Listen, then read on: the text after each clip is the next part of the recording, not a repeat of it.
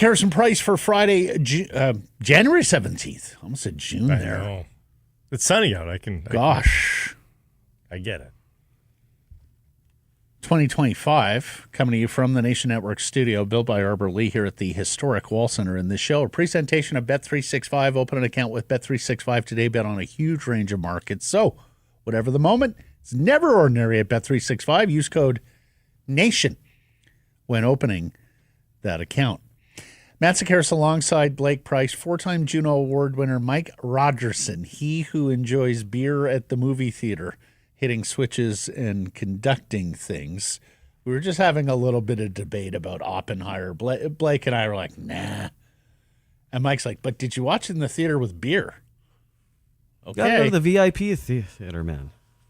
No, I've attended them. Those are fun. I've gone to a VIP theater. I'm going to one this afternoon. But I don't think a movie's quality should be based on how cut you are when you're there. That's it. Like there's a lot of things that entertain me when I have enough beer. Yeah. You don't need to leave the home for that. Exactly. Yeah. I don't need to pay to be in somebody else's space or a public space. Oh, boy. Why are we delaying talking about the Canucks game, folks? You know damn well why. Whew. Let me just say off the top, it is extraordinary that we have gotten here to this day, Friday, January 17th, with this set of circumstances befalling the Vancouver Canucks. The Surrey Mitsubishi poll question, we've been running it since last night. Are you done with JT Miller? Yes or no? You can vote at the Harrison Price X and YouTube channels. It was not long ago where JT Miller had this market in the palm of his hand. No. Where people were parroting along with Al Murdoch, JT, when he was announced for goals or assists, where 18,000 plus at Rogers Arena were chanting his name in that four-syllable cadence we've all come to love. And yet, 2,800 votes into this poll question, and that's a fair number of votes for us on a poll, we have 70+%, 73% saying they're done with JT Miller after last night's shocking performance against the LA Kings, and of course that matter on the bench with Rick Tocchet. So let me get to my response here first, Mr. Price, and then have at her. You have to move on JT Miller, and you have to move on JT Miller quickly. You have to move on JT Miller even if it's a hold your nose trade. You have to understand that you've missed the window of maximum return, and make your peace with that. You have to turn this dressing room and this franchise completely over to Captain Quinn Hughes. You have to make Elias Patterson feel as comfortable as possible. You are likely to take some short-term personnel and talent pain here. I hold out hope that you can make a good trade for JT Miller. It just might not be a great trade. I think it's a narrow channel there. I think there are some around the league who still look and say, we can channel that fire better. Hopefully he'd waive his no-move clause for those markets. I think there's some teams that are just looking for an injection of talent. So I leave open the possibility you can still make a good trade for JT, but it's probably not going to be the case. I think you hope to make it up in the short term with team chemistry, better vibes. And I think you have to reinvest whatever portion of that $8 million on JT's salary isn't eaten up by players coming back or a player coming back this way. This is not the ideal scenario by any stretch of the imagination. It is really disheartening that it has come to this 1 year after the best Canucks season in a decade, and a season that got us all excited about the future prospects of this club. But this team is not winning a Stanley Cup. A top 4 defenseman and a middle 6 scoring winger are not getting this team over the top. Take a look at what Edmonton did last night in Colorado. 3-0 down and came storming back, win the hockey game. Edmonton's been your derby. We talked about that so much at the beginning of the year. Blake, how often have we mentioned Edmonton recently? Yeah. Because they're so far gone. They are Starlink right now to the Vancouver Canucks. So it's time to cut losses. It is a full-throated vote for yes with me. I will agree. I think the time has come where addition by subtraction is a reasonable theory as well, that not only do you get back whatever you get back in a JT Miller trade, maybe you get back Elias Patterson, which is a necessity at this point, because Elias Patterson is not on the ice either, but as a player with higher ceiling and a younger player, he is the player that you have to keep. And I don't think there's any world in which you think of the two disruptions, and I think both players are guilty of disruption in their own way, their own unique way. The lesser, yes. The lesser of the disruptions is Elias Patterson.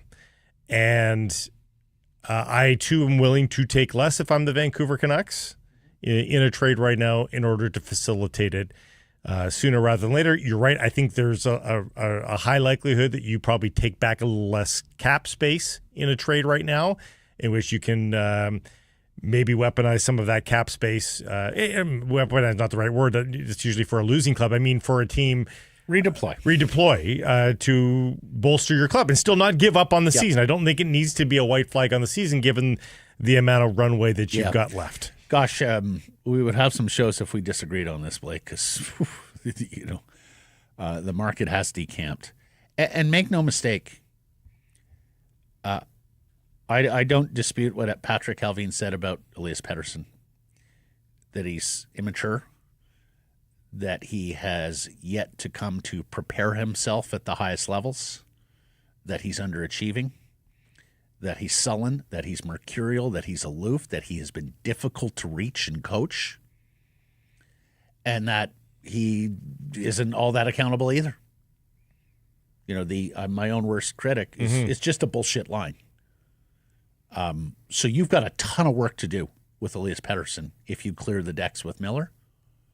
But I still think that is your better avenue to team success than moving Elias and keeping JT right now. For a couple reasons. Number one, JT is older. I think it's probably fair to say his best point-producing days are behind him at this point. I don't think he's going to be a 100-point player again. And also because if you move Patterson, who's to say JT isn't going to ride, intimidate, bully, use whatever term you want with the next young player that comes up here? Yeah. So look, it's a Sophie's choice to some degree here, but I think we're coming to a turning point, an inflection point for the Vancouver Canucks franchise. Surrey Mitsubishi is doing a solid for the Sekeres and Price audience. I was talking with Daniel this morning. If you've been turned down for financing at other dealerships, our friends at Surrey Mitsubishi are going to assign you a dedicated representative. Her name is Jessica, who's going to commit to approve you through their in-house financing program. Jessica's going to assist. Bad credit, negative equity on your current car. She'll apply the special program for you, do everything possible to make sure you are approved. Email Jessica at surreymitsubishi.com. Jessica at surreymitsubishi.com. Make sure you mention Sekeres and Price to get in on the program. Some conditions do apply. Surrey Mitsubishi, 13820 104th Avenue in Surrey. We will get to our top story here, brought to you by Yellow Dog Brewing, Neighborhood Brewing, and Foolish Winery. Another blowout, another home loss. They're now 7-9-6 at Rogers Arena this year. That's despicable. Only Utah has fewer home wins. Another no-show from JT Miller, who moves himself to the end of the bench as if to signal his imminent departure. All of this on a night where you celebrate Jim Robson's 90th birthday, the first Vancouver Canucks Hockey Hall of Famer, and where some students paid $179 for the privilege. The talk-it conversation with him on the bench, I think, is also going to live in Canucks lore. And that JT ups and moves himself way to the far end, leaving space between himself and his closest teammate. You could have parked a Mitsubishi in between him and his teammates. I'm no Robert Langdon, the Harvard symbologist of Dan Brown novel fame, but the symbology here was easy to read. He's done with the Canucks, and the Canucks should be done with him. And make no mistake, the Canucks mismanaged this file, and JT is very difficult to manage. Both of those things are true. They neutered him. Maybe it had to happen. Maybe there's even a slight chance it could still be for the best. But they neutered him after that benching in Nashville, against Nashville, I should say, and the 10-game leave of absence. He's now hearing his name in trade rumors and being publicly shamed by the organization, the coach, the captain. This wasn't nipped in the bud over the last couple of years. They thought they could manage it, and they failed. And then we have the incredible juxtaposition of what JT said or didn't say pregame yesterday. And we played you the scrum. I don't know. Why are you playing less? I guess I'm playing. Well, can you be that emotional guy? Is that fire still? I don't know. It's for you guys to. Which was so off-putting to so many. And then after the game, to Ian McIntyre, and I quote, "It's hard. I'm trying to be mentally strong, and I think this is where your character shows in moments like this. So today my mindset was to work my ass off and see what happens. And I really still think I did that, but it's just costly mistakes right now. I just need to focus more. It doesn't matter what I do. I'm on the wrong side right now, and it's on me. I'm a leader on the team, and the team expects me to be a lot better than this. So that's my focus." All the wrong words in the morning, all the right words after the game. And if I believed the actions could live up to the right words after the game, I might see a path forward for the Canucks and JT Miller. Well, and the problem but is, I'm highly skeptical. Absolutely the right words after the game. And I think the good JT Miller, the last year JT Miller, even after a couple of losses in a row last year, stared it down and took the responsibility and admitted fault. He had fun. He was glib in his own little way and would poke with the reporters, but all that's fine. It was Kessler-esque. Yeah. Sometimes people would get so upset with Ryan, and I'd be like, no, just having some fun. He's playing the villain. He loves the role. As long as when the push comes to shove, there's sincerity and honesty with their own games. And I think for at least 12 months, he was certainly that. But this passing the buck mentality, both him and Philip Hronek do not cover themselves in glory with the way that they handled media yesterday. Philip Hronek saying there's no panic and that's on you guys. Well, I don't know what you want to call it. You can call it panic. You can call it focus. You can call it getting down to business. You had none of that. Any of you. Not named 43. Not numbered 43. Like that. By saying that it's manufactured and then you go out and perform like that, it's like you don't have any self-awareness. There's not a mirror to be found. Outscored 11-2. And there's going to be this attitude of, no, you guys are manufacturing that there's panic. Maybe you should be a little bit panicked. Which is at least urgent. At least should be an urgency. Yeah. At least there was no urgency emotion last night. Second straight game, you were out of it early. You're getting your doors blown off early. And again, going back to JT, his mission was to work his ass off last night. He felt he did that. In what worlds can you say that about the effort on the second goal? Yeah. I mean, the straight-leggedness at almost full time. I mean, people were remarking the most he hustled in that game was a late second period shift, which he came on for a defensive zone faceoff. This was after he was skipped over. Right. And he went out for 20 seconds, won the faceoff, or I forget what happened in the faceoff, actually. They got the puck to neutral ice regardless.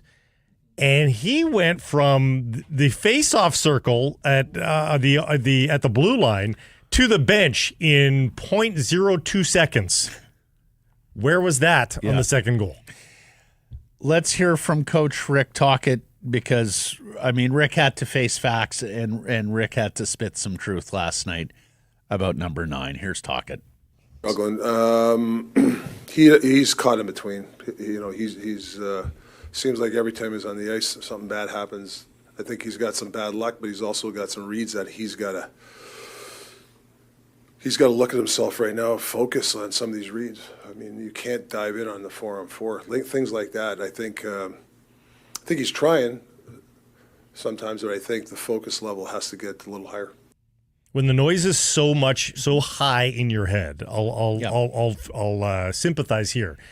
When you doubt yourself so much, this is what happens. Every decision you make is the wrong one because A, it's probably late when you make that decision, and then you're at best 50-50 in getting it right anyhow. Yep. But even if it is the right one, if it's late, it's going to end up being wrong.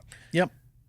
And there's part of me that sympathizes a little bit with JT, or at least I've tried to consider this from his shoes, skates. When you so define yourself and so much of your identity is wrapped up in being an alpha, and a third party comes along and strips you of that alpha-ness, which is what I think the Vancouver Canucks did with that leave of absence, the path forward is hard to see. It's hard to walk. It's hard to stick to. So when Tocchet uses the word lost, I think that's 100% correct. And here's the thing. As we've discussed a couple of times this week, I think in a room right now where the vibes are good, where the wins are coming, where the culture is healthy, where he can walk in and be a contributor, I think he could get a lot of his mojo back and be a good player elsewhere. But I don't think the Vancouver Canucks nor their fans should fear that, because I think this is the classic example of likely wasn't going to happen here. We have sometimes talked about change of scenery trades and whether they ever work out. I actually think this is a change of scenery trade that could work out for JT Miller. Absolutely. And I would think if his agent is worth the salt, I think the agent would be going to JT now and saying, JT, you're a better player than this. This is a whole lot for you. I know you love Vancouver. I know you had some great years here. I know you became a leader here and that all of that was so meaningful to you, the crowd chanting your name and all of that. But we need to now draft a list of teams, markets that you'd be happy to go to, because I think if we draft a big enough list, we're going to find a couple of places there where you're going to flourish going forward. Now, we're going to get into some of throughout the show, possible destinations and scenarios here for Miller. But in the meantime, they may have to play more games with JT Miller in a Canucks uniform. Matt, what do we used to hear from Dave Tomlinson? He would joke all the time, winger's the easiest job in hockey. Yeah, go up and down. When you hear where you dictated the comments of last night, why is that guy getting the most, maybe the second most important position on the ice in the center ice position? Simplify. Remember, folks, when he arrived at the Vancouver Canucks, he was not considered a center at that point. Simplify the brain. Simplify his play for as many games as he's got left in a Vancouver Canucks uniform. Put him on the wing. You can shuffle the deck chairs with the available personnel. You can bring up Ratu with his 7 points in the last 2 games from Abbotsford. And I think there's merits to a lot of changes in the lineup. Might just shake things up for the better anyhow. And I'm not suggesting Ratu comes in and is anywhere close to at the NHL level, but probably deserves a promotion. And, simplifying Miller's game, probably not a bad idea at this point, rather than a full-on benching. You know me and benching. And putting Miller in the press box, while people might want to love that as a punishment or what have you, that's still JT Miller. He's still better than your 13th or 14th forward, and you'd be devaluing the asset somewhat. Right. So you don't take him out of the lineup. That is, but kicking him to the wing is not going to affect his value. Well. Plus, you've already censured him. Yeah. Like there has been punishment doled out here. Yeah. On a couple occasions. So, no, I don't think you could. Don't kick him while he's down here. Frankly, you should be doing your utmost to build him up if you think there's a path forward here with him in the lineup, with him as a Vancouver Canuck, or even to maintain the trade value. Super chat from Canucks fan 94. Thank you for the super chat, folks. Mm-hmm. What about Rick Tocchet? He says, what if management doesn't want to extend him as a coach at the end of the season? Who do they replace him with? Dare I say Joel Quenneville? We'll cross those bridges when we need to. I don't think we need to start coming up with. But what about Rick Tocchet? I think Rick Tocchet, as we've talked about in the last week, he is owed some blame here. And the other thing, to twist all of this into a bow here for Tocchet, man, if they pull off a trade for JT Miller, bring in whomever, I would guess there's at least 1 to 2 warm bodies coming back for JT Miller. Like at that point, start to look at changing the system. Like at some point, he has to return some trust to the team. We have seen this has been at least 2 weeks with the ratcheted up defensive play, the suppressing of all shots on the ice, both theirs and against. It's not translating to any semblance of success. No close games, as we've seen, and no wins. So enough of this. I at this point, I'd be inclined to say play Bruce Boudreau hockey, for God's sakes. You might have a better chance of winning those games. This team is not built for defense. It's not. Many are weighing in on this from both inside and outside the market. We'll start inside. Gary Mason was a longtime Vancouver Sun sports columnist, now a Globe and Mail News columnist. He watched the JT Miller scrum yesterday and said, brutal. Reminds me of Bertuzzi during his worst days in Vancouver. The Canucks are not going anywhere as long as JT is in this frame of mind. It feels like he's sulking about something. And then this is the key part. Maybe someone told him to grow up, or maybe there are off-ice issues causing this. We used to call Gary the Aquilini whisperer because he had a line to Francesco. So I'm just going to leave that out there. Maybe someone told him to grow up. And, maybe he felt he was grown. Maybe there's a whole lot of pout here. And then this from Matt Larkin of the Daily Faceoff. How can JT Miller simultaneously be the hyper-intense fire breather and also the aloof floater who gets benched by his coach mid-game? Such a fascinatingly contradictory player. Well, it is now. It was not thus before. Remember, he's played on struggling Canucks teams before. We've chatted about this, Matt. Like when he played on that's when we saw the stick swinging. The breaking of the stick over the posts and boards and all that. And that's where people were like, come on, grow up, man. It'll be better if you're a leader by example, et cetera, et cetera. So honestly, Matt, at this point, would Canucks fans rather see that? Like, because that's not what we're seeing now. Now we're seeing the floating powder. So that doesn't jive. He's played on struggling Canucks teams before, and it hasn't looked like this. Now, one thing to understand, a JT Miller trade has several steps to go through to be completed. Mm-hmm. Number one, you got to agree on a compensation package with your trade partner. And in this case, get JT to waive his no-move clause to accept that trade. That's a trade that Patrick Alvin and Jim Rutherford have to be comfortable with. I would think they're in lockstep there. They may have their disagreements in the back rooms, but you ultimately have to get those two aligned, JT and his agent aligned, a trade partner aligned, and a trade of that magnitude is also going to need the sign-off of Canucks Sports Entertainment ownership and Francesco Aquilini, the chairman.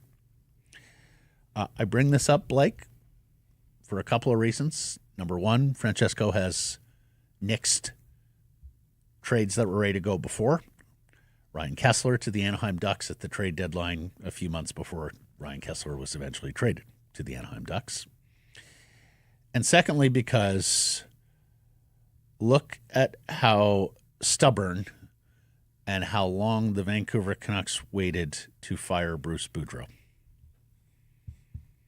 Boudreau was Aquilini's guy. Remember, he hired him before he hired the president of hockey operations, ass backwards, and it turned out as most bad processes turn out. So the chairman has to be on board here, and you've got to convince the chairman that this is the best move because, let's remember, all is not lost here. Playoff home dates and gates are not lost here. You're 1 point out of a playoff spot with a Calgary team that may still trade off pieces. And unlike More on that with Jeff Marek. And unlike football, you can be at the bottom of the bracket and you still get home games. Yeah. You know, like, yeah, doesn't just at get least, in. At least two. Yeah, at least two. So I'm just going to mention that because, you know, this isn't Anthony Beauvillier for a pick. This is a trade that rises to a higher level of sign-off. Yeah, there's some machinations for sure that make this a little bit less straightforward. Because the other thing, the owner likes to hang out with players. You don't know how chummy he is with JT. All of those things are worth wondering about because of the way the Canucks operate, and because of the gravitas, the weight of this move.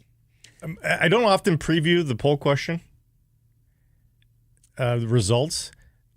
Again, per our opening comment, from JT Miller chance to the results that I'm seeing, it's stunning. It's. I know we all have recency bias, but even then, yeah, it's. But here's the thing, though, Blake. It tracks because this is a highly intelligent hockey market. Amongst the three smartest hockey markets in the world, maybe the smartest. It was certainly amongst the most digitally forward, amongst the most analytically forward markets. They know what they're seeing. They know what they're not seeing. And now, because there's been enough noise in this coming from so many counties, they also understand what's at play in the room. And so many have taken off their pure partisan hats and going, oh, can they just not all get along and play? We had such a good team last year, and have recognized the brass tacks, the business move that is required here. Even if it results in a step back for the Canucks as a franchise. The name of Yellow Dog's beer of the month is a little too on the nose. The Play Dead IPA. Oh, my God. Guys, come on, read the room. Hey, they haven't played dead yet, but they are rolling over. The in Winnipeg and at home. Tall can 4-packs are on special for the month of January. There's a little extra oomph in the Play Dead, so that might help.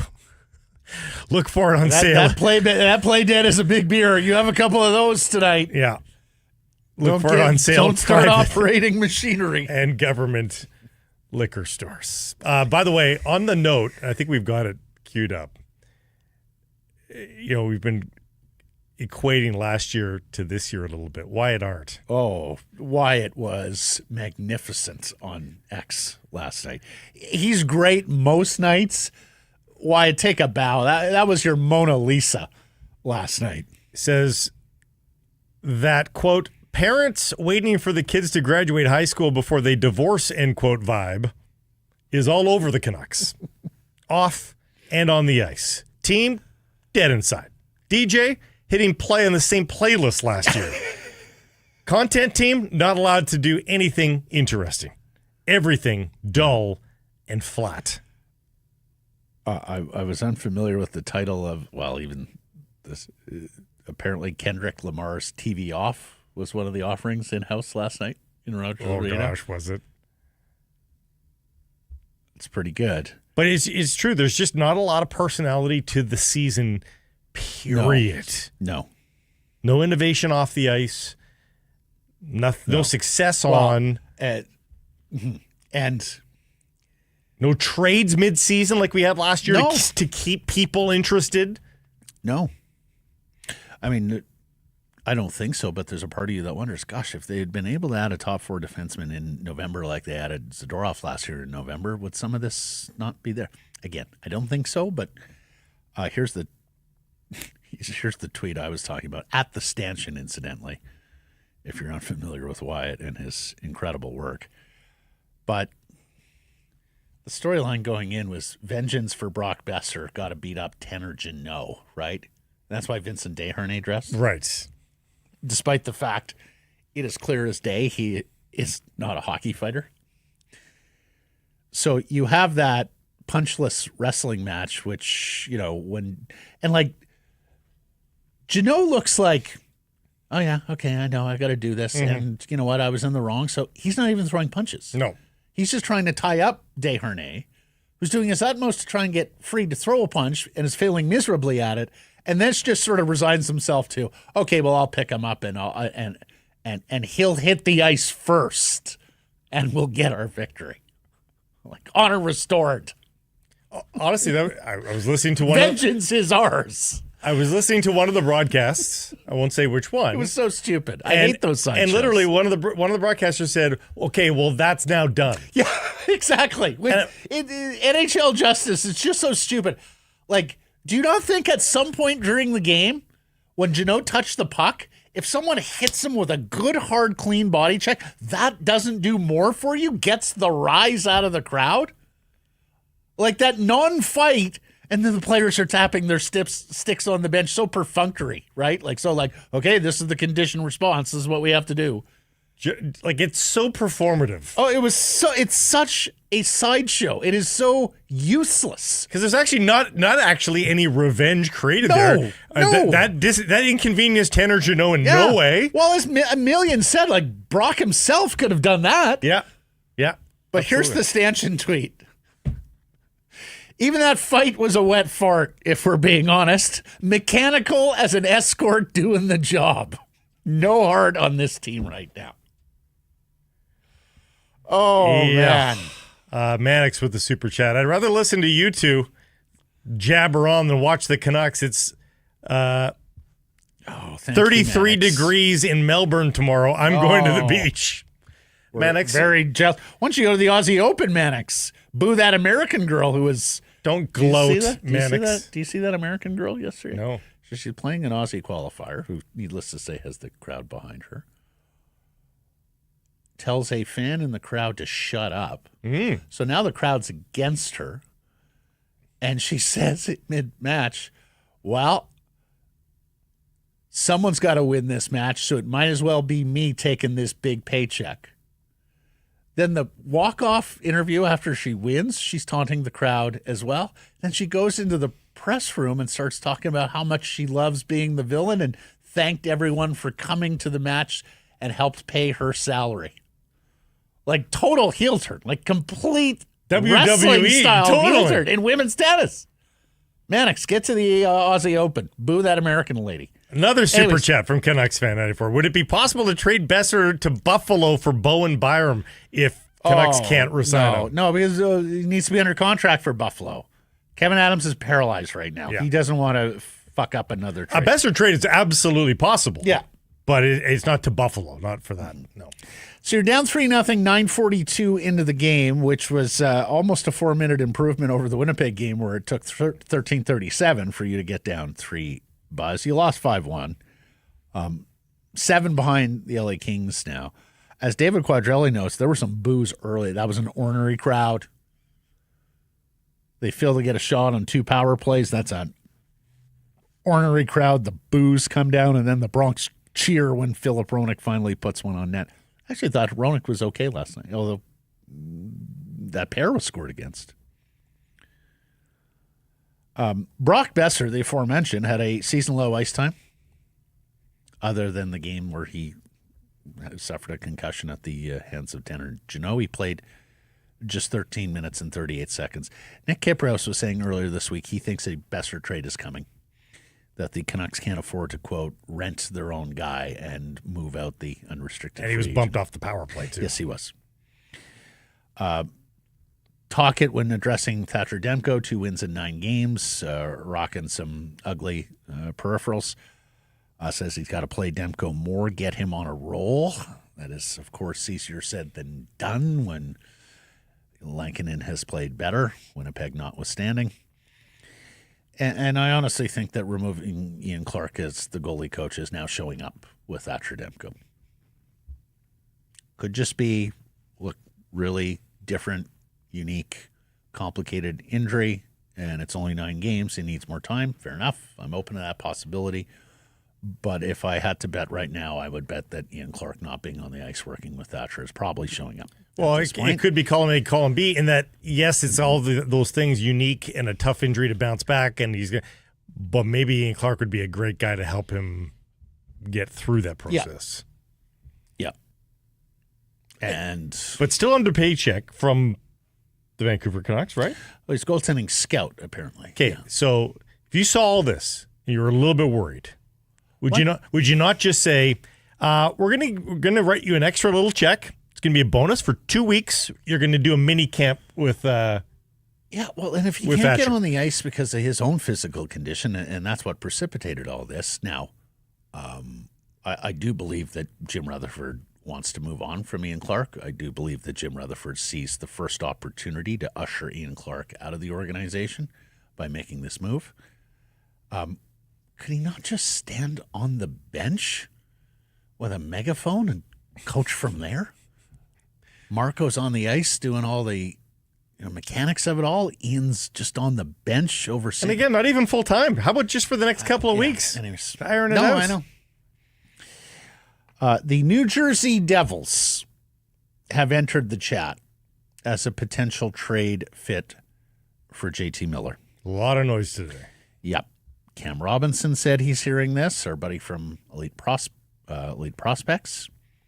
Former Canucks executive Rachel Dory has written about this at ESPN. Tom Fitzgerald, the Jersey general manager, was on Toronto radio this week, said he and Patrick Allvin are great friends. Of course, they both worked in Pittsburgh together with Rutherford, and that they haven't yet talked. But forward Dawson Mercer, a young forward, having a second consecutive poor year, but had a sensational sophomore year and a darn good rookie year, has never missed a game in his NHL career, has been mentioned there. The Canucks were tied to him last summer, a couple of summers ago. We've talked about Slovak defenseman Simon Nemec, the second overall pick a couple of years ago. Played 60 NHL games last year. He's down on the farm this year. They have pretty good depth, Jersey does, on defense, including organizational right side depth, which is a pretty attractive commodity, given the scarcity of top 4 right shot defensemen. And even some balancing out contracts possible there in New Jersey. Eric Haula amongst them. So, and people that follow the Devils a lot, they weren't necessarily voicing their approval of the trade, but I saw Shane Goldman, Greg Wyshynski commenting on the on-ice fit and thinking, yeah, that's kind of what the Devils need right now. Mm-hmm. Fly in the ointment here. yeah, well, I mean, that's a good team. Fly in the ointment, though. Quinn Hughes has a couple of close friends, shall we say, on the Devils. If one of Cam Robinson's earlier reports is accurate, that Hughes has been nonplussed at best by JT Miller's behavior. Yeah. What are the chances he's not phoning Jack immediately going, Jack, I would get into the front office ASAP and make sure he doesn't end up on your doorstep. I don't wish this for you. Yes.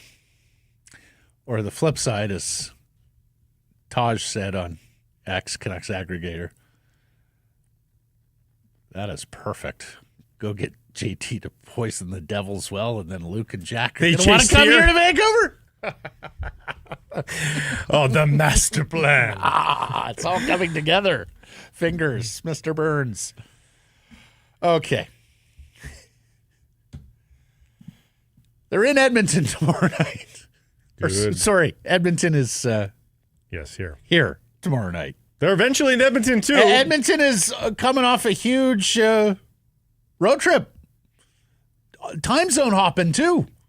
And as the sleep doctor will tell you, boy, road trips get even more difficult when you're hopping around time zones like the Oilers have been. Of course, that team is really going right now. Mm-hmm. Nathan McKinnon and the Avalanche get out to a 3-0 lead, and Edmonton says, okay, it's time to play now. And boy, did they ever in getting a comeback victory. God help us all if the Vancouver Canucks get blown out. God help us all if Edmonton starts putting it on them in the first period. Can you imagine? Can you imagine? Because I think you will see a jersey hit the ice tomorrow, if that's the case. It's already 11-2 in the last two games. Like, if it's another 6-2, and we're at 17-4 in 3 games, like, oh. I mean, we talked about the symbology of Miller walking down to the end of the bench and distancing himself from Tocchet and his teammates. Think of the symbolism of Edmonton putting it on you. Because, again, we started this season talking about the Oilers are your derby. The rivalry is back on. You've got a good team that's able to punch with them. We saw that over 7 games. You just may need a few things to get yourself over the top there. Edmonton looks like Everest right now, or at least K2. It's not the Bunny Hill. So we'll see how they fare. Flip side. Oh, you got good news? Well, I leave a sliver of hope. Oh. That Quinn Hughes and Rick Tocchet can challenge this group and say, fellas, it is right there before us. Pressure is a privilege. This is the biggest, baddest team on our block, and we have an opportunity to shut everybody up who isn't in this room by going out tonight, and beating Edmonton like we beat them all of last year. Because they did. And I think undefeated in the regular season. I think it's easy to drop that speech. The thing is, there's been a lot of points in this season where I think a speech like that has been pretty easy to write for Rick Tocchet. And probably has taken place too, right? Like pregame speeches are not as big a thing anymore, folks. In fact, they're probably overstated to begin with through lore. If you do it every time, it loses effectiveness. You can't be Herb Brooks' miracle each and every 82 nights in the NHL. Here comes Coach's speech again. But yeah, but here's the thing: all those moments. All those big moments, I can't think of one that's really matched a good performance by the Vancouver Canucks. And we've already gone over all those injury returns. Like, I would hope that when Dakota Joshua was getting set to go on the ice, he said a few words to Rick Tocchet of, look at who's back. Blah, blah, blah. Absolutely. Demko and Joshua. But, yeah, if Quinn or Rick have been sitting on one, tomorrow's the spot. Pre-game tomorrow is the spot. Let's get to the menu brought to you by Greta Bar. We're going to be there Thursday for the rematch against Edmonton, which could be delicious given what happens on Saturday. We'll see. So, here's the pitch here: either come celebrate a fantastic, unexpected Vancouver win, or come drown your sorrows, have some fun at the arcade on a forgettable night. And it will be delicious. Great menu at Greta. Menu is fantastic. A VIP for a person gets you a beverage, a Greta burger. The smash burger is terrific. A game card, because the arcade is awesome. Doors at 5. Puck drop at 6. This is presented by Fountain Tire. We're going to raise some money for One Broken Bike, our charitable partner. There's going to be exciting giveaways, hockey tickets, signed memorabilia, jerseys, to be won. David Quadrelli is a master of trivia and ceremonies. Very approachable. Love the way he conducts that back room at Greta. Join us. Get your tickets, nationgear.ca. Jeff Marek is going to join us here. And, yeah, he's got some JT Miller trade fit thoughts. He also brings up some names, some interesting defensemen here if Vancouver is still in the shopping aisle. And then J-Pat circles in. And as you know, Jeff covers this team with fine-tooth comb, and we have a spirited discussion. Yeah. Want to get into the exacting errors and problems of last night? Jeff is here. Jeff is your guy. Time now for our Bet365 Bets of the Day. This segment proudly sponsored by Bet365, proud Security Price partner. I did not get a goal from Niels Höglander last night, Blake, so I will cede the honor even if you lost yours. I did. My 2 points for Patterson. Oh, right. Materialize. 2 points for Patterson. Dear God. It was a huge number. I swung like for when the I fences. think, yeah, well, 2, though. Let's start with 1. I'm not swinging for the fences here. There's some calculation in today's bet. Chiefs are great. I think the Chiefs probably win the game. Here's the thing. And Patrick Mahomes has been very upfront about this. We don't blow you out. No, we they make, don't. We They make don't. you think that you're in the game, and then when it matters, I get just enough points that we win the contest. Like Andy Reid, and I've heard smart football people, X and O's people, they have called games this year basically to create close games where they know at the end of the game they've got the best guys to execute. They've got the trump card, right? They've got Patrick Mahomes. So it's the Texans plus 8.5 today. Mm-hmm. Do you know that 8.5 points would have covered 11 of their 15 wins this season? No.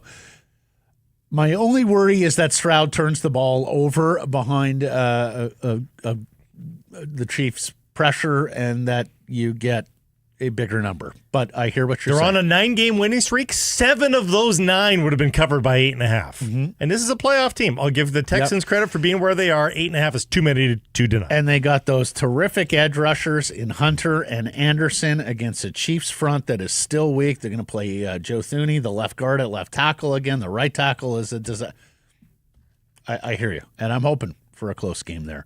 I'm going to go the other Saturday game here in the NFL playoffs, Detroit, Washington. These are the only 2 teams in the NFL this year to score points on 50% or more of their possessions throughout the regular season. Also, Detroit blitzes a lot and plays a ton of man coverage. Commander quarterback, rookie, Jaden Daniels, he has killed the blitz this year, and he's got the mobility that when DBs turn their backs and run upfield in man coverage, he can make some plays in the running game. So, I am hoping that we get a classic shootout tomorrow in Motown where it takes something like 42 points to win the game. 42-35 or 38-35. I am going over 55.5 points in the Lions Commanders game. Open an account with Bet365 today. Bet on a huge range of markets. So, whatever the moment, it's never ordinary at Bet365. Use code NATION when opening that account. Jeff Marek coming up next.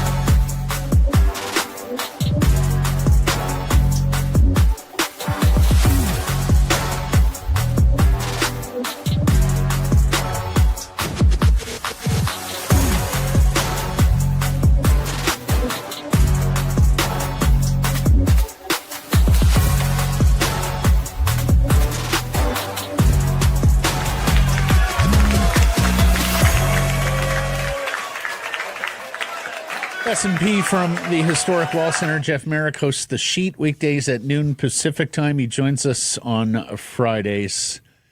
And Welcome to our hellscape.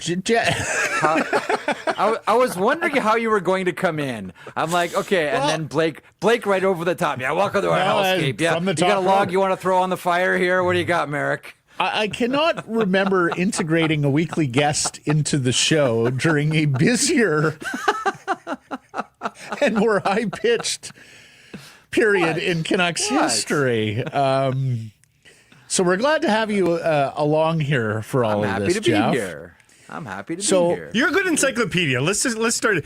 Does this remind you of anything? God! Because I've racked my brain for recent history. Like, he's told us about Gainey and Savard over the weeks. but not that. Not just the feud part. Yeah. Like just like the melting down. Like the Nylander must go rhetoric, and now Mark. Like, is it anywhere close? Is anybody? Oh, no, Toronto ain't got nothing on this, man. Like, this is. Hang on this a is- second here. I'll take, and you guys will appreciate this one. I'll take it off the hockey space and stick it in the baseball space. Okay. You remember when the Blue Jays collapsed, when they had to win one game? Was it one game out of 7 down the stretch? And it's like, oh, don't worry. And the Tigers just piled it up and piled it on the, what was that, 80? Was that 83? 86?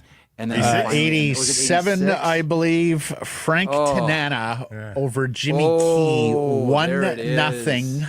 I knew you in would the have final it. game of the season on a wall-scraping home run from Chet Lemon to left. And I think in the penultimate game, Manny Lee did a Bill Buckner through his legs that allowed a winning run. Something like that. I want to say they lost their last 9, got swept by the Tigers, went to Milwaukee, got swept, and then went back to Detroit and got swept.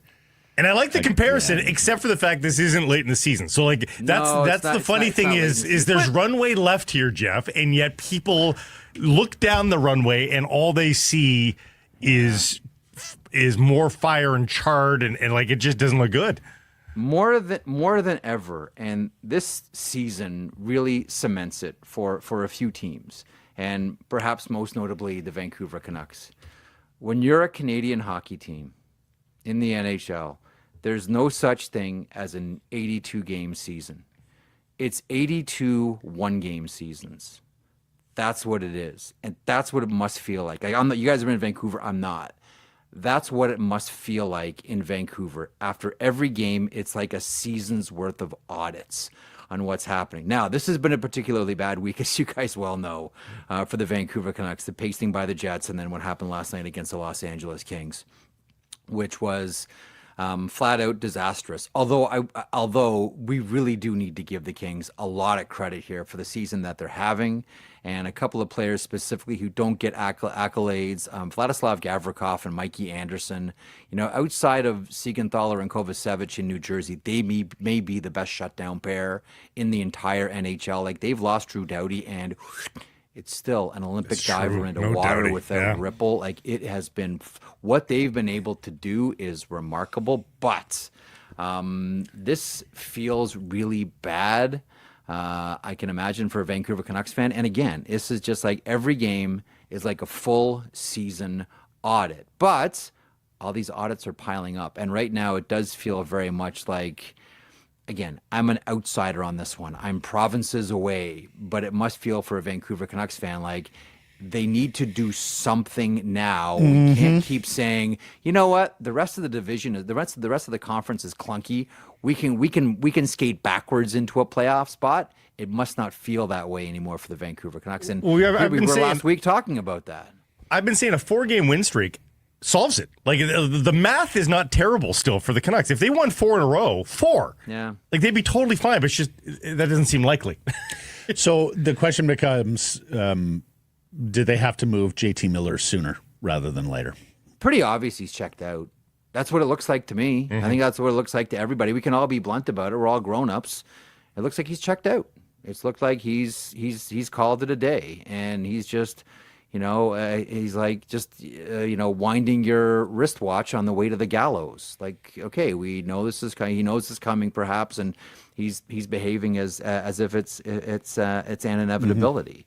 So I think, again, like, everybody knows this. Everyone knows it around the NHL, so you're probably not going to get the best possible deal for JT Miller. But there is, I think, value in managers who understand that cap space is a thing, and cap space is a commodity, and we need to stop looking at players going for quote unquote losing trades even though you gain cap space. Cap space is a valuable commodity in the NHL, more valuable than ever, and now it's going up and it's going to become more of a luxury item, I think, for a lot of teams.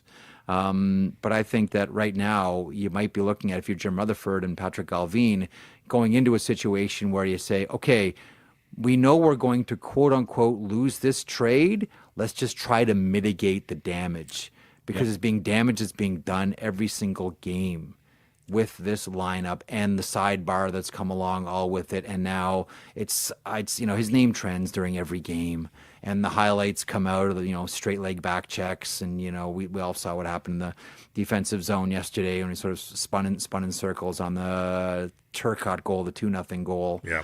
I think we all know where this is headed. I think it's up to Vancouver now, probably just to say, look, it's time to pull the Band-Aid off. That's what it feels like to me. Yeah, that's what it feels like. Cap space matters. Chemistry matters too, right? You hope that you can make it up with guys coming together in the short term before you're able to spend that cap space, and who knows what could be coming back. We have talked about the Rangers and his two quote-unquote home markets, Pittsburgh and Columbus, as a Eastern Ohio guy. Yeah. What about New Jersey? And what about Simon Nemec? We have heard that, I think it was Kyprios who said, don't underestimate New Jersey and JT Miller. Yeah. Very much looks like New Jersey is going to go for a cup here. And Nemec, the second overall pick from a couple of years ago, was telling Slovakian reporters this week that he's on the verge of a trade request. And I understand how Simon Nemec feels here, right? Like, he's looking at everybody around him in his draft class, and everyone's playing games. And he's already had a season where he played 60 games in the National Hockey League, and now he's down in the AHL saying, how did this happen? How did this get here? But the problem is, no one saw Jonathan Kovacevic playing this well. And that should probably be his spot. But as I mentioned off the top, like Kovacevic and Siegenthaler have probably been the best shutdown pair in the entire NHL. He just can't find a spot right now. I guess it's a real luxury to have if you're Tom Fitzgerald. We've got this like stud defenseman we can't find a spot for on the NHL side of things. So a couple of things. One, I think that the New Jersey Devils probably are looking for a player who's a little bit more aggressive. I know Timo Meier is a real solid power forward. Stefan Noesen can fill that role as well. And he's having when we talk about most improved players around the NHL, Noesen should probably be in that conversation. But if you're planning on having any type of long playoff run, you probably want more robust players as well. One of the criticisms of the New Jersey Devils is, can you win with two centers at that size? Nico Hischier and Jack Hughes aren't exactly twin towers here by any stretch. And they're two of the best players in the NHL. Hischier's always in the conversation for the Selke Trophy, and Jack Hughes tends to be in and around the Hearts. And many people look at him and say, like, what, one day we could see this guy winning an Art Ross. So it would make some sense to me if you believe that Nemec can step in right away and play with the Vancouver Canucks and be productive. I tend to not want to make my mind up about defensemen in the NHL until they play at least 100 games. And then I say, like, okay, now we have a sense of, okay, who this player is and who he's going to become. And he was trending that way a couple of years ago when he was playing that 60 games with the New Jersey Devils. Philosophically, it does make sense. And I could see New York wanting, or the New Jersey Devils wanting to be more aggressive. And I'll tell you why. I'm just sort of talking my way through this here. If you look at some of the more recent games that New Jersey has played, there are the games against the New York Rangers, which are always rough. Those are tough games.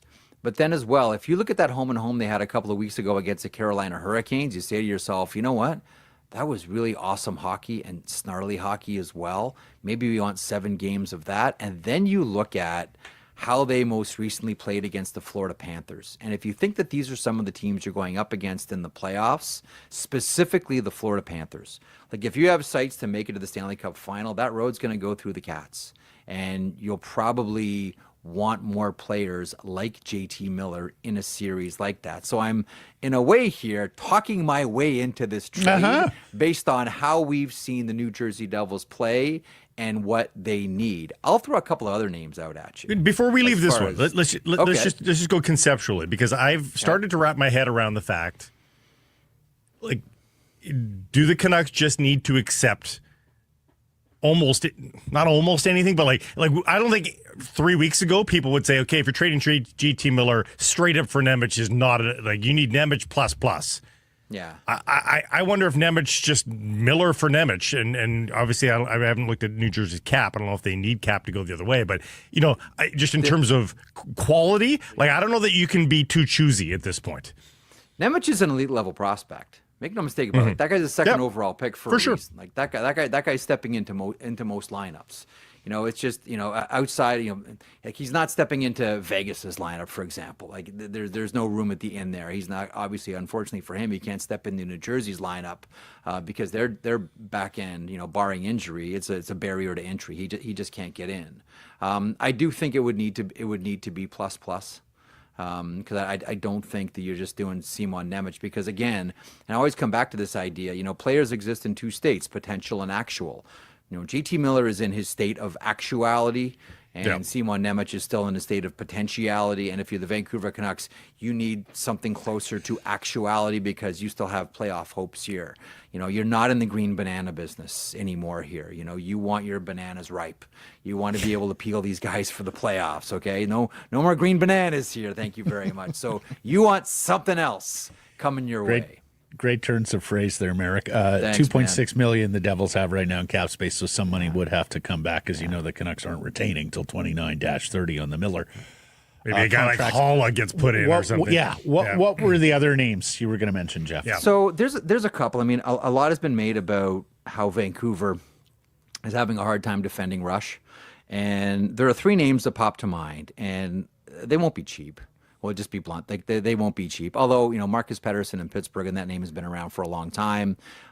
He's a strict rental. His contract expires at the end of the season. I wonder about, and there are teams that have inquired already. And if you're Craig Conroy, you're sitting back saying, no, not for sale. Meanwhile, drive the price up. We all know what the long-term play for Calgary is. I do, like, maybe the best example of what Vancouver could use on their back end is Rasmus Andersson. And these two teams have made deals before. I think as far as defending rush, I think that gets addressed right away with someone like Anderson in your lineup. And the other one, this one to me is intriguing. I was having a conversation with someone this morning about it, saying, hey, I do my Friday hits, and we're going to talk about the Vancouver Canucks blue line. Throw like a wild card name at me that you think Vancouver could/should be interested here. And this person said to me, Jake Wallman of the San Jose Sharks. And there's this year and next year with Jake Wallman. I think we're all still having a chin scratch about what exactly Steve Yzerman was doing with this deal. Mike Greer robbed the bank and didn't have to wear a mask for this one. We're all scratching our heads about this scenario and what he was able to pull off. And I don't even know that they would want or have any desire to.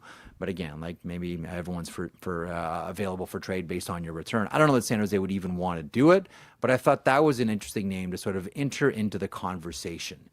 Jake Wallman as a potential trade target for the Vancouver Canucks. So I'll throw Patterson, Anderson, and Jake Wallman into the mix here on a Friday afternoon.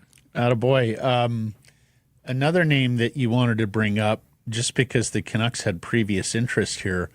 Yeah. Tony DeAngelo was let go by his KHL team. Now, there have been some reports coming out of Russia, which I always take with a grain of salt, that, he was all about himself and getting his own points for his own bonuses and not getting along with his teammates. I may take these reports with fewer grains of salt, given the individual involved here who hasn't always gotten along. But he's a free agent. Free to sign with anyone immediately, Jeff? He's free to say. He's again, as you point out, Matt, like a couple summers ago, before he went to Carolina, he was down the road with the Vancouver Canucks. And the only reason, and that's one of the reasons why I think it's salient for this conversation, that is, there has been interest there previous. I don't know that there is now. The one thing that I would wonder about, like if I'm Tony DeAngelo and I'm coming back and I want to see if there's anything there for me in the NHL, I wonder if he would take a PTO, just to show that he could play.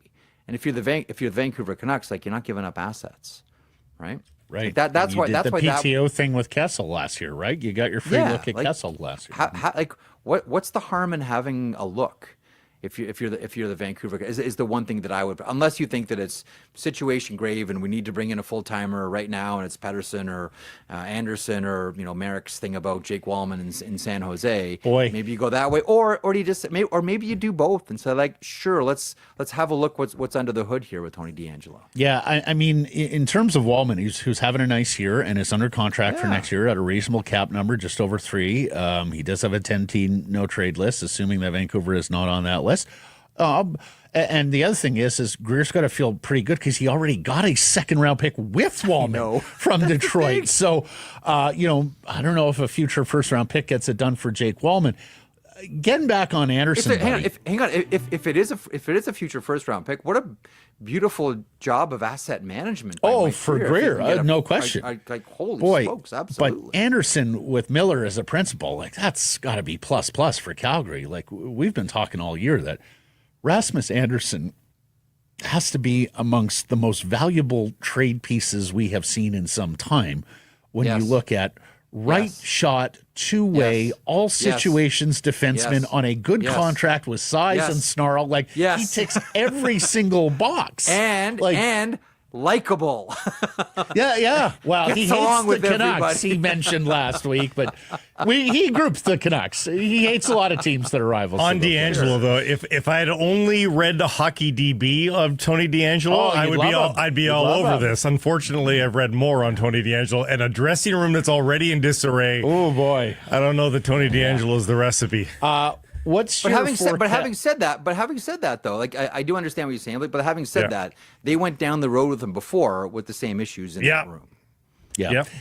What's your forecast for Brock Boeser here, who was benched last night as well? That was the other thing. I mean, normally that's a headline for us, Jeff. That second goal that you pointed out, Miller. Boeser was dreadful last night. Go look at Boeser on that goal too. Crazy. Yeah. What's your forecast for him? Play it out this season and he ends up somewhere else. I mean, it seems as if, like, the two sides are too far apart. And like we mentioned last week, I really do wonder if at the end of it, it's a term issue more than anything else. And he ends up, having played his last games with the Vancouver Canucks, and maybe they move him at trade deadline. Or maybe they say, no, he's, the cliche is own rental, and they keep him and they see what they can do in the playoffs. And then they, pick up that cap space for him at the end of the season when he moves off to other pastures. But this one looks like, again, it's coming to a conclusion at some point here with Boeser and the Vancouver Canucks, unless there's some miracle phone call. Kirill Kaprizov on LTIR yesterday. Load up in Minnesota. The cap space load up. Well, I mean, that's like the worst kept secret. Like, can you see Brock Boeser in Minnesota? Duh, we all can. Everybody can see Brock Boeser in Minnesota. Yes, I'm very much with you on that one, Blake. Yep, 100%. Yeah, I think. And listen, Minnesota's going to be. They're going to be frisky this offseason too, because this is like kid in a candy store. Like, remember the first time your parents gave you $20 and it felt like they gave you $1 million? So Bill Guerin's going to feel exactly. I'm going to get a slushie. I'm going to get gum. I'm going to get baseball cards. Brock Boeser. Minnesota's not only going to give Brock Boeser a ton of money, they're going to name one of those 10,000 lakes after him. We have to say goodbye here, but just two things in closing. Okay. You mentioned Stefan, just to clean up here. Sure. You mentioned Stefan Nesson as one of the most improved players in the NHL. I look at box scores every night, and he just continues to jump out at me. What an extraordinary story. He is 31 years old. Yeah. He's a kid who owes his NHL career to Jim Lights and the Dallas Stars building rinks in suburban Metroplex, because he was a Plano, Texas kid, and there were not a lot of first-round picks out of Plano, Texas. When he is now on his 8th organization, 7 if you count New Jersey twice. He's on his 2nd tour with New Jersey, was part of the Bobby Ryan deal from Ottawa to Anaheim. Then he went to Jersey, Pittsburgh, San Jose, Toronto, Carolina, Jersey again, and is having a stellar campaign. And it's then a great story. It's a great story. And you know, it's funny too, because I watched him play plenty in the OHL, and I talked to one of his teammates that was with him in the NHL, and I said, like, what's the Nason story? Like, give me the Stefan Nason story. He said he's either incredibly engaged or completely bored, and that was his issue. It was consistency from shift to shift to shift. Sometimes there would be some shifts where, like, this guy is incredible. This guy's going to score 30 goals every year. And then he would follow that shift with, I'm not really interested. I'm just here to wave at the parade. I don't want to get on one of the floats. Like, no thanks. That was the story of Stefan Nason. It was almost becoming the story. Like, everyone was sort of seduced by those shifts that you look at and you say the skill and the size and the toughness, like all of it. Like, yeah, give me that, give me that, give me that. And then he'd follow it up with like 3 dog shifts. And then that would be it. He had 31 career goals in parts of 8 seasons. He's got 31 over the last 2 years, including 17 this year. And then, forgive me, I was doing the 87 Jays from memory. A few things to clean up there. They lost their last 7, not their last 9. Okay, very good. Fact check. The series in between the 2 Detroit series was in Toronto against Milwaukee. Bob Uecker would have called those games. Oh, man. It was Larry Herndon, not Chet Lemon, hitting the home run. And Tigers reliever Mike Henneman had 2 wins and a save against the Jays in the final week, taking over from Cy Young award-winning Guillermo Hernandez of a few years previous in the closer's role. I can remember listening to Tom and Jerry call those games because I believe only the Wednesday night game was televised back then. Listening to them and like the dread that was coming into their voices as all of those losses started piling up and the Jays started puking away the division. Anyways, thanks for bringing that up, Mayor. That was, by the way, that was my 1985. That was my first job working at Versa Foods at CNE at Exhibition Stadium selling hot dogs and jumbo cokes.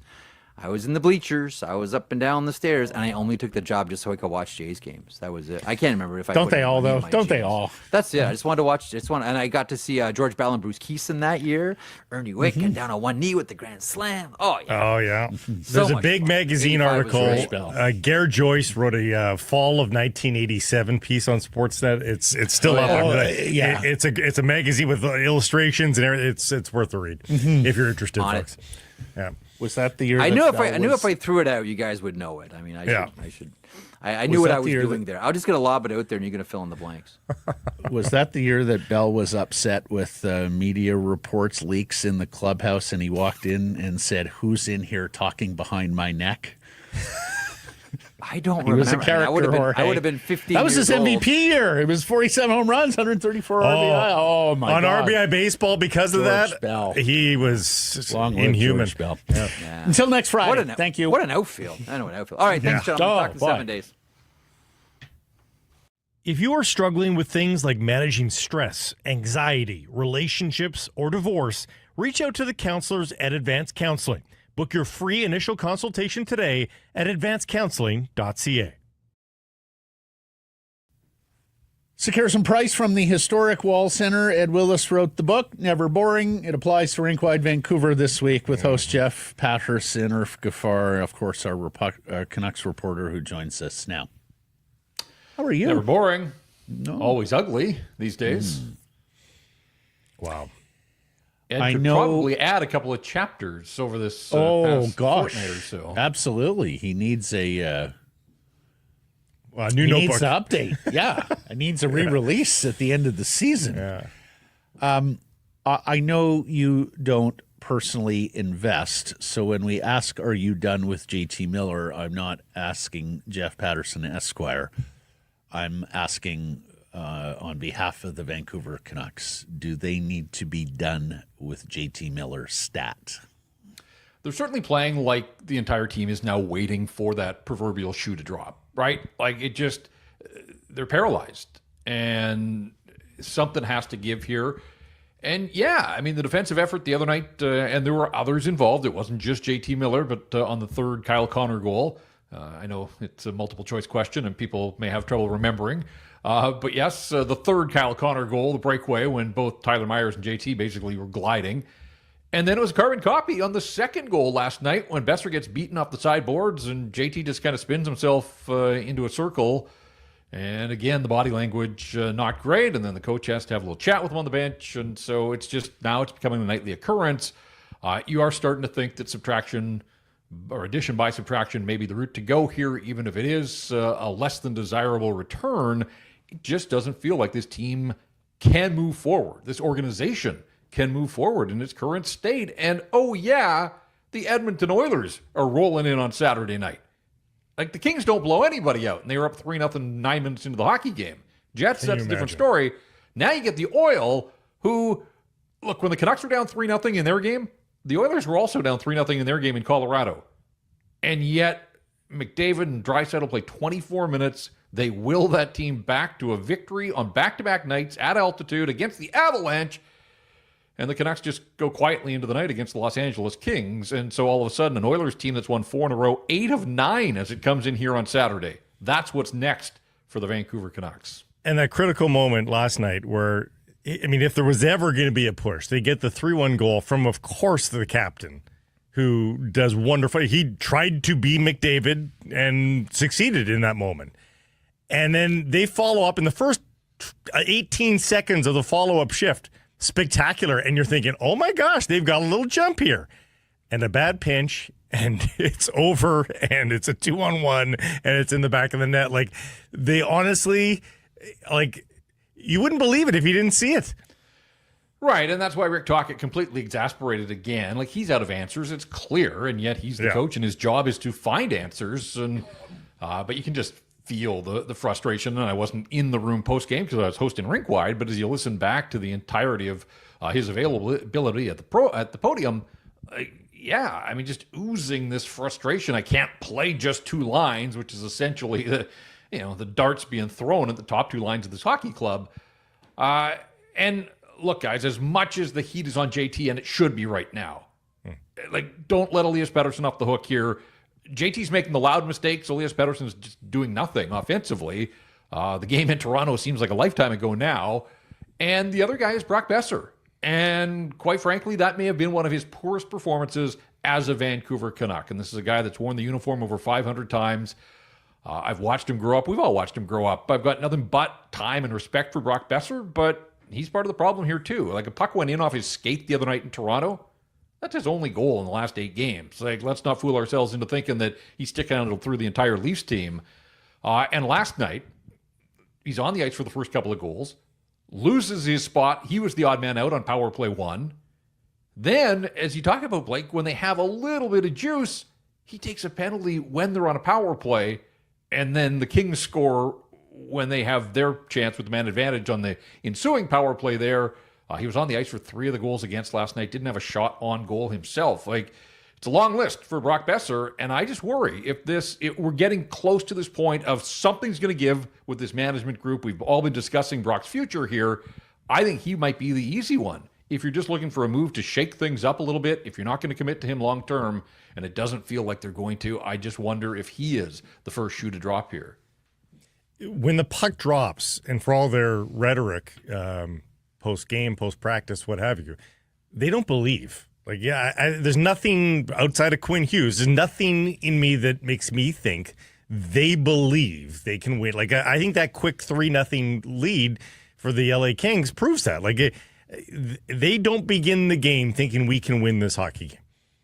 And it was funny because one of the comments Tocchet made last night was, I thought we were going to have a good start. I thought we had our skating legs. And 51 seconds in, they gave up the earliest goal that they have all season long. And they've given up a bunch, but that was the earliest that they have fallen behind in a hockey game. And guys, to me, the craziest part of that sequence was it comes off an offensive zone face-off. You've got Miller and Boeser and Hughes and Hronek, 4 of the guys, DiGiuseppe the other one. But you got 4 of your guns out there for an offensive zone face-off. And within 5 seconds, it's breakdown, puck in the back of the net. So they're finding ways, getting creative in the ways that they shock you.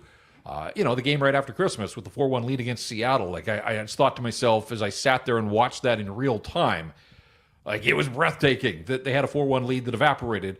I had some of those same feelings last night, 10 minutes into the hockey game. They're down 3-0, and this is the response. This is the bounce back to what happened in Winnipeg at the end of the road trip. So, yeah, I mean, it's going from bad to worse. And again, with the Oilers coming in, and look, they faced the Oilers 2 of their next 3. So just sort of keep that in mind as well. You just wonder, like, when is the worm going to turn? And clearly the Toronto game was an outlier. They caught the Leafs in a little bit of a rut there. They had lost 3 in a row and only scored 3 goals. And so maybe it was just that they caught Toronto on a bad night, whatever. Can't take that win away from them. But yeah, I mean, when's the next Canucks victory going to come? I think that's a fair question to ask. Help us out here. A lot of teams did mid-season availability with the GM. Canucks haven't to date. Are they going to? Is it because of this situation that they have gone underground? Yeah, I don't know their plans. It's not enough for the general manager to sort of handpick one writer and say what he said. And look, he said a lot in that question and answer with Ian McIntyre. But I've been at every practice. That's the one on New Year's Eve, Jeff? Yeah. That was yeah. okay. And look, I've been at every single practice, every game day availability. I was racking my brain. The last time that Patrick Allvin has stepped before cameras and microphones in any sort of unprepared scenario, a scrum or a press conference, was the day after they traded Daniel Sprong, and we sort of cornered him at a practice on the concourse at Rogers Arena. I mean, that was, early November. So, yeah, I mean, I think he made a television appearance in one of the intermissions. PJ got him just before Christmas, and IMAC had the question and answer with him. But, yeah, I mean, we just... Jim Rutherford as well. Like, I don't think it's just Allvin, like one or both. And we talked about this on RinkWide, guys. Like, it does have me longing for the days of Brian Burke, and you didn't have to agree with everything that Brian Burke did or said, and I don't think there were many that did. But when things were going sideways, he was famous for stepping up, taking bullets, providing this great distraction, and, like, where's that? Like, management, exactly. This management group is choosing to go the other direction and just hide in the bunker. Exactly. Like, you're going to tell Elias Patterson to face the music, Patrick Allvin? What about you? Yeah. And Rutherford, one of the things you brought to this organization, particularly in the early days when you were juxtaposed against your predecessor, is you held the market in the palm of your hand. Rapt attention as you spoke, the Straight Talk Express on this, that, and the other thing. You're the president of hockey operations, the lifer in the NHL. You've seen everything, stick-handled all sorts of situations. What about you? Aren't you going to come out and face the music? But, you say Rick Tocchet is playing the hits here and frustrated and out of answers. This is precisely the time when one of his superiors needs to step in, help him out, support him a little bit as you go through these tough times. Well, I remember when they trotted out Jim Rutherford, and he sat there with Francesco Aquilini, and they still didn't have a general manager at that point. And I remember asking Francesco Aquilini, how important is a communicator as the next general manager of the Vancouver Canucks? And he agreed. And it basically, the premise was, look, at the end, we didn't hear much from Jim Benning either, right? Because he didn't want to have to face a lot of the questions about things and the way they were going for the hockey club. Yeah, it is wild, guys. Like, the end of the Bruce Boudreau era, if we can call it that, came 2 years ago next week.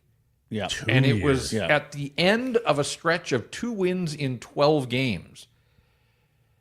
And we all remember the way it played out. And Bruce there on a Saturday against the Edmonton Oilers, of all teams, Hockey Night in Canada, patting his chest and a dead man walking.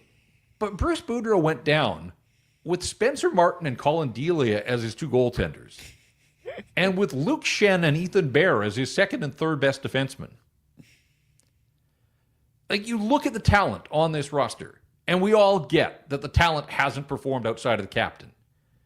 But this team is better, way better on paper than it was 2 years ago when they made the coaching move, and yet it just looks and feels like we've been dragged back in time 24 months.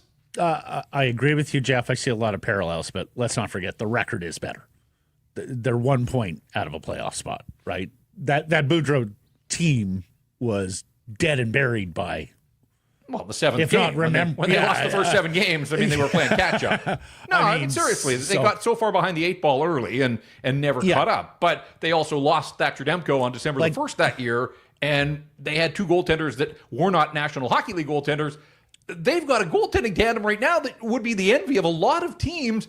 And look, Demko wasn't good enough last night, but I look at the goals individually. Like, I didn't have a huge problem with the goals.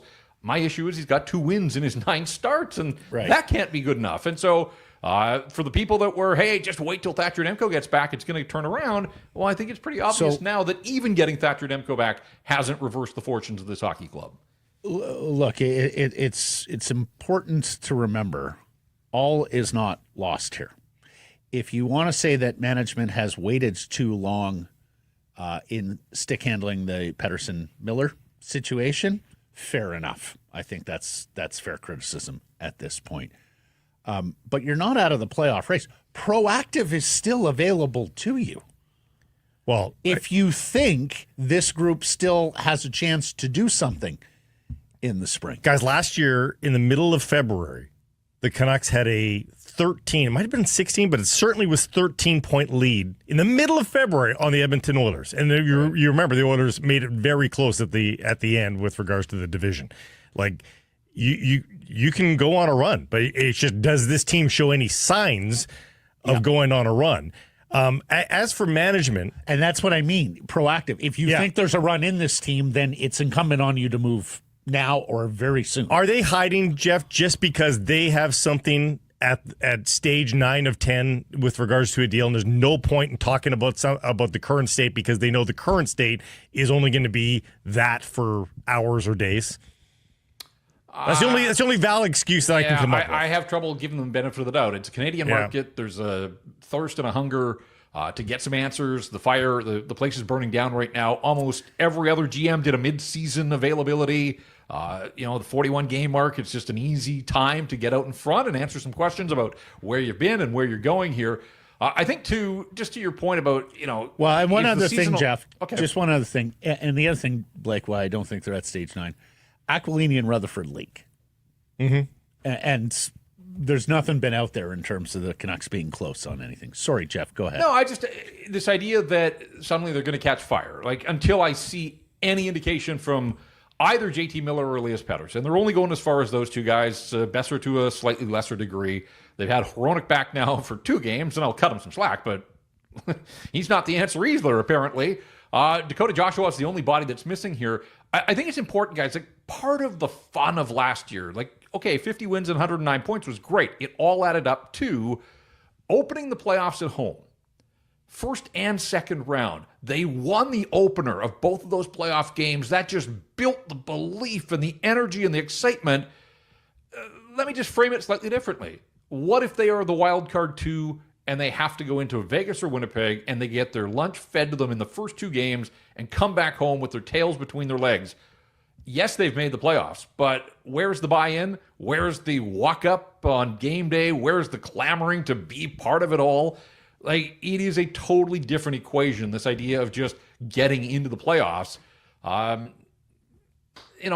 Yes, it beats the alternative, I suppose, because if you just miss out on the playoffs, then you truly are in the mushy middle. You're not getting any kind of draft capital out of all that, but that was something that they just didn't have to go through last year, was coming home off the road down 2-0. And look, I don't know that they'd be down 2-0. I'm just presenting a scenario here.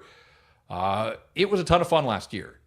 Fun is missing from the equation right now, and I just fear that it will remain so the rest of the way. I just don't see the life and spark out of the best players, aside from the captain, that's required. And they were the comeback kids. If they were down last year in the third period, you had full confidence you were going to see a push, and so many times they came back and forced games into overtime or won games late, and there's no sign that they're going to do that here. One last question I wanted to ask you, Jeff. They said goodbye to Mike Yeo. They promoted a young assistant in Yogi. Ian Clark no longer coaches goaltenders because of the status of his knee. They replaced him with a young coach. Are those moves showing up now? I see that. I can't put the problem. I know it's hard to problems. pinpoint coaches I and just the can't put impact many of coaching, problems with but this hockey club at the if foot of Tocchet young, is lost, he's missing a whole lot of wise counsel that he once had on that bench. Mike Yeo would have been the most sought-out assistant coach in the National Hockey League, in the history of the National Hockey League, if that was the case. Okay, but what about Ian Clark? Demko's got 2 wins in 9. They made the wrong goaltending call the other day, right? With going Lankinen in Winnipeg. For sure. I think there's some validity that Ian and Thatcher were in lockstep, obviously. It's a new relationship with Marco Terenius. The one guy that I wonder a little bit about is they let Jeremy Colleton go. And, he's found himself in a pretty prime position with the New Jersey Devils. They're swimming along there. And not that Manny's not doing a decent job down in Abbotsford, but I think that there was some cost saving involved in that one. And if you wanted to make a coaching change, at some point, you had a ready-made National Hockey League guy with experience in Chicago who's going to get another opportunity at some point already in the system. And so I think that, to me, it's more that. Like, Yogi's been around this team. He was the skills coach. He was on the ice at every practice a year ago. Daniel and Henrik are on the ice at just about every practice at the big league level, the minor league. It's not on those guys that the Canucks had 1 shot on goal on 5 power plays last night against the Kings. You're putting your best players out there. Like, again, at some point, like, instinct has to kick in, and you got to figure out a way to get the zone and set up and start zipping it around. And, like, Yogi's not telling them to, screw up in the neutral zone and not shoot pucks. Like, so I get it. Like, I think that everybody's looking for reasons right now. And yes, you're not wrong when you point those out, but I don't know. I'm having trouble believing that the departure of a couple of assistant coaches is ultimately the reason why this team is just toppling right now. To me, it comes right back at the feet of your 2 highest paid forwards that just aren't producing and aren't showing any signs of producing either. Very fair, but Blake said yesterday, it's always a variety of reasons, right? For sure. Like, we can pinpoint and fixate on Elias and JT, and that's correct because they are the biggest part of the problem. But there are other things that are going poorly for this club as well, and a lot of it by their own making. And Jeff too, I do wonder too, and this is not detracting from the Miller Paterson story, but I do wonder if Rick undervalues the roster more than he should. Like, nobody's playing very well right now, but the sentiment you brought up earlier of I can only play 2 lines and I can only I can't play 60 minutes of Quinn Hughes. Like, he was talking about playing 4 fucking lines yesterday morning, and after the game he's talking about playing 2 lines. Yeah, like I don't think the roster is as bad as he makes it out to, particularly on the forward set. Like, I have to believe the game plan that he's trying out, the guardrails that he's put on these players might be handicapping them more than they should be. Maybe they're better than he thinks they are. Well, and there's a couple of things there. And one is, I was looking at this morning. In the last 20 games, and that's an arbitrary number, but it's half the season, no forward has played more power play time than Connor Garland. Now, Miller and Patterson have both missed some time here. In those 20 games, Connor Garland has 1 power play goal and 1 power play assist. What is his role on the power play, and why is he your leading ice time forward when he's a complete afterthought, not a shooting threat at all? And so, yes, I think deployment, is fair. The other one is, as much attention right now is on Patterson and Miller, and it should be, like, what's going on with Pius Suter? Where did he go? He's got 19 games without a goal. He's a better player than that. And so, in all these games that have required overtime, that have been tight late in the game, like, the difference that a goal from a Pius Suter or a Danton Heinen or a Teddy Bluger or Phil DiGiuseppe. I know Höglander scored the other night in garbage time, but how about another one from Nils Höglander? So, yes, I tend to agree that there's more talent on this roster, and as the top-end guys have struggled, the support cast has gone ice cold as well, which is a little strange that it's all happened at the same time. And outside of Kiefer Sherwood, like, they just get nothing from their depth guys right now, where a goal here or there. I think it's fair to expect more than a goal every 20 games from Pius Suter. Like, there was talk the first 20 games, guys. I saw stuff in social about, he can't be the unsung hero. He's too valuable. People are talking too much about him, and now he's gone 19 games without a goal. And they were winning games early. How were they winning games early? They were getting a little bit better goaltending, and they were getting goals from Sherwood and Bluger and Suter, and some of these guys were chipping in the early going, and that's disappeared entirely as well. And it sort of disappeared under the cover of, oh yeah, the issues are way higher than the middle of the lineup. And I'm not expecting the middle of the lineup to carry the Canucks, but good teams also get some contributions from the guys a little lower on the depth chart. Pius Suter at 16 points after the 5-2 win against Columbus on December 6th, and we were all lauding him. I will throw a couple of bones here because I know there are some people who think I haven't been harsh enough on Talk It. Shout out Matthew's Hairline on Twitter. Pius Suter has 2 terrific opportunities to score in the first period last night, Blake. And to your point as well, throw you a bone as well. Maybe if he had been in shooting high-quality offensive chance positions a little more under this system, he converts one of those 2 opportunities. And then on the Garland thing, try is not enough when you're talking about power play deployment.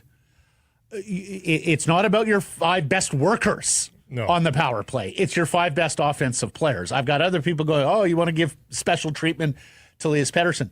Special players get special treatment. Talented players get special treatment.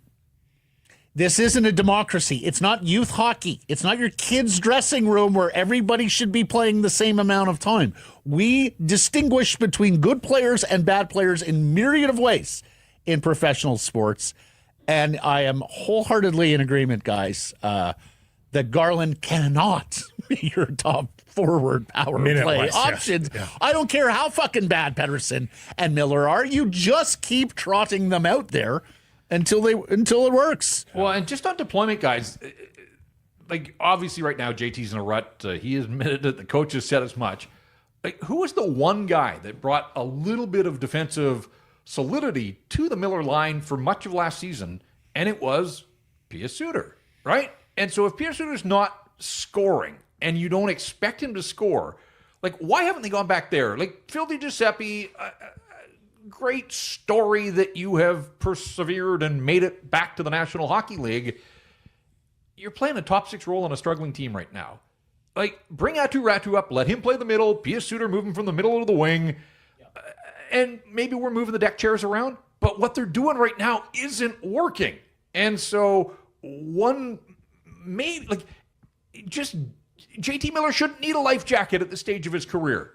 But in the short term, give him one and try and keep his head above water here. And maybe Pius Suter, that's a role that he could step in and help. So, Pius Suter, I don't want to turn this into a big Pius Suter segment, but no. I do think it speaks to deployment right now. And the coach is culpable in all of this as well. It's not just 2 guys. There's plenty to go around with the Vancouver Canucks right now. No, you're so right on DiGiuseppe. Enough already.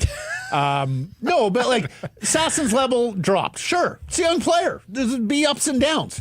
Sasson's way better with the puck than Phil DiGiuseppe. You need goals. Play Sasson ahead of DiGiuseppe. Play Ratu ahead of DiGiuseppe. Yeah. I almost dropped the do something there, but I believe it's trademarked. Jeff, you have a marvelous weekend. And we said last question 7 minutes ago. Well, that's where we are with this hockey. That's where we are. Yes, exactly. Blake, when you go into the operating room, it may take 2 hours, it may take 7 hours. Yeah. We dropped a piece of gauze in the cavity. Something ruptured in the middle of that. Okay, we're going to be here a little longer. Put on a pot of coffee.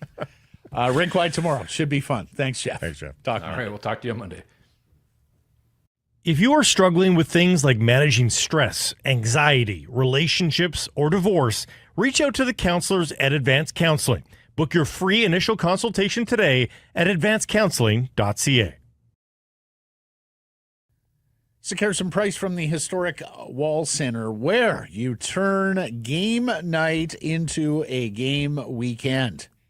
Here at the Wall. Book your stay. Enjoy the Sekerson Price exclusive rate. Call 604-331-1000. Mention us. Some blackout dates apply based on availability. You can text 778-402. Text the show, that is. 778-402-9680. Email live at sekersonprice.com. It all goes to the Great Clips inbox. Great Clips. It's going to be great. Couple of nuggets I missed on the line schedule last night that I wanted to get to here. Okay. We mentioned the kickoff concert game, the home and season opener at BC Place in June. Well, the opponent is the Edmonton Elks again.